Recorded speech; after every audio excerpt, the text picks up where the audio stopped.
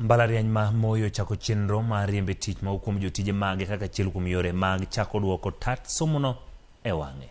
Tend mbalariany olero ni ma timore kaluwore kod ng'ikruok mar omenda ma mbalariany osebedo godo kuom thuolo malach ma bende ne odwa nege chutho. Simfros Okinda nigi ler.